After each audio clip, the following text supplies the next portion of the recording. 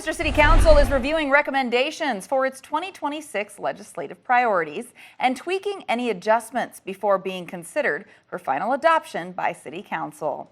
Our Sananda McCall attended today's discussion and tells us what the city could be bringing forth to the state next year. Sananda. Hey, Cami, the council is reviewing everything down to what its bonding requests are up against, even given the upcoming budget and legislative session. Here's what may and may not be on the table. Then consider them for final adoption either during your November council meeting or December council meetings. The City of Rochester's 2026 legislative planning is in progress. Where it stands is here in the midst of its work group meetings ahead of council review and formal adoption of legislative priorities. Also included in some of the proposed priorities you'll see. Monday's focus was on bonding priorities, formal proposals submitted to the state for construction, renovation, or infrastructure upgrades. A drafted request for riverfront redevelopment intended to improve downtown connection and experience was removed. We're looking at federal dollars for that. Along with the city's airport solar project, which included solar panels to a covered parking facility.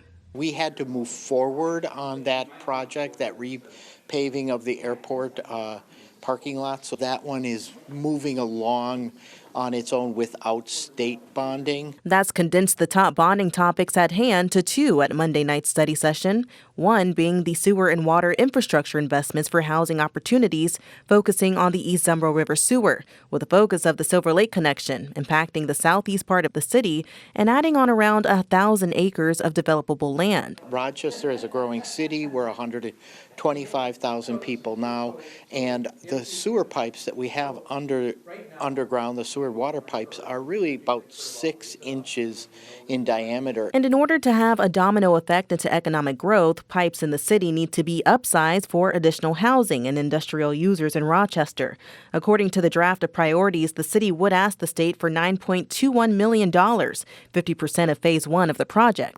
That one we're leaning into, and then really starting the discussion with legislators on the Civic Center Drive. And South Broadway Avenue leading into downtown Rochester as part of the second key bonding request of $2.1 million in 2026. The goal is to improve accessibility and reduce vehicle usage and crashes.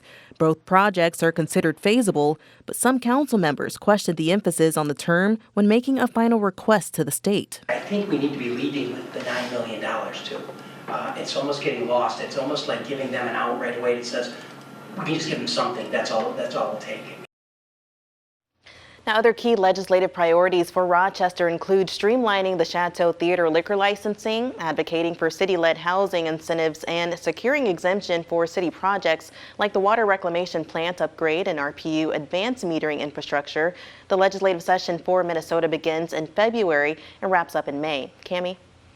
All right, Sananda, a lot to cover there. Thank you so much. According to the 2026 legislative priorities draft, the total project cost for the sewer and water investment for housing is $34.5 million. The Civic Center Drive and South Broadway project total is not yet clear, but would be paired with a $1 million federal grant that was awarded this year to that project.